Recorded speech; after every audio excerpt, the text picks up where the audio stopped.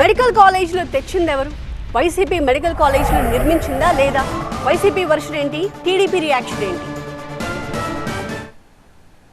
ఆలోచన మాది, ఆచరణ మాది, భూముల సేకరణ మాది, నిధుల సమీకరణ మాది, అన్నీ రెడీ. నేను అడుగుతా ఉన్నా, 5 సంవత్సరాలలో 5,000 కోట్లు పెట్టలేరాయా?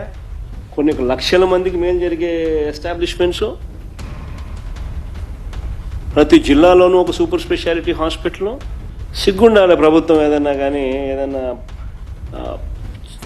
చేయలేక స్కాములు చేస్తూ ఇటువంటి గవర్నమెంట్ ఆస్తులు అమ్మాలనుకొని చూస్తూ ఉందని.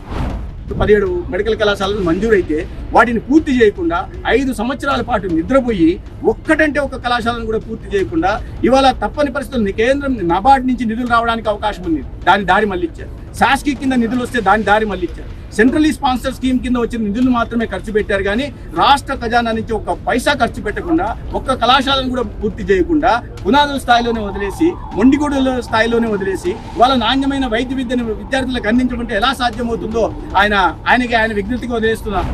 ఎందుకంటే 17 కాలేజీలు కట్టేసాము, 17 కాలేజీలు అడ్మిషన్స్ అయిపోతున్నాయి, మేము ఇలా చేసాము, ఇంటికి ఒక వైద్యుడిని అందిద్దామని జగన్మోహన్ రెడ్డి అనుకున్నాడంట. ఇది మార్కాపురం మెడికల్ కాలేజ్.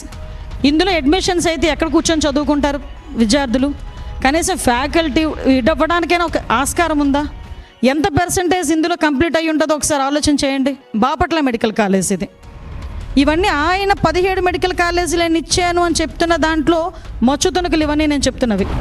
ఈరోజు మీకు దమ్ముంటే నేను వస్తాను, రండి. రాజమండ్రి మెడికల్ కాలేజ్కి వస్తారా? విజయనగరం మెడికల్ కాలేజ్కి వస్తారా?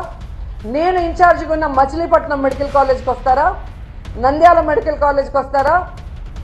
మీ పక్కనే ఉంది కదా, వైజాగ్లో ఉంటావు కదా, పాడేరు, ఆ మెడికల్ కాలేజ్కి వస్తావా? మెడికల్ కాలేజీలు అంటే ఎలా ఉంటాయి, ఎలా కట్టాలి, అక్కడ చదువుకుంటున్న మెడికల్ స్టూడెంట్స్ ఎవరెవరు అనేది డీటెయిల్గా మీకు చూపిస్తాను. దమ్ముంటే ఎవడైనా రండి, తీసుకెళ్తాను.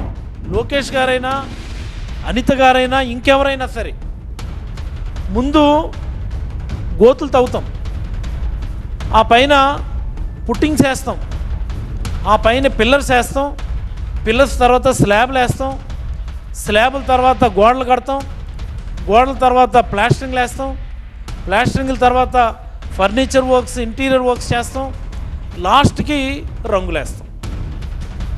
అంతే తప్ప అనితమ్మ ముందు రంగులేసి రివర్స్లో చేయమమ్మ, తర్వాత గోడలు, తర్వాత స్లాబ్లు, తర్వాత పిల్లర్సు, తర్వాత పుట్టింగ్స్ వేయమమ్మ. నువ్వు సీరియస్గా తీసుకొచ్చి చూపిస్తున్నావు, నువ్వు కంప్లీట్ అయ్యాయా, స్లాబ్లు అయ్యాయా, గోడలు అయ్యాయా, ఏంట మాటలు? మీకు ఒక చిన్న సలహా చెప్తాను నేను. ఫైనాన్స్ మినిస్టర్ పయ్యావుల కేశవ్ గారికి కానీ, చంద్రబాబు గారి తనయుడు నారా లోకేష్ గారు కానీ, మీరు ₹1 అప్పు చేయదు, ₹1 కూడా అప్పు చేయదు. డబ్బులు లేవన్నటువంటి ప్రశ్న కూడా మీకు ఉత్పన్నం కాదు. ఆరోగ్యశ్రీ ఏదైతే ఇప్పుడుందో యాస్టిస్గా దాన్ని అలాగ రన్ చేయండి చాలు. ప్రభుత్వానికి ప్రతి సంవత్సరం తక్కువలో తక్కువ 2,500 కోట్లు ఆదాయం మిగులుతుంది. It's very simple logic.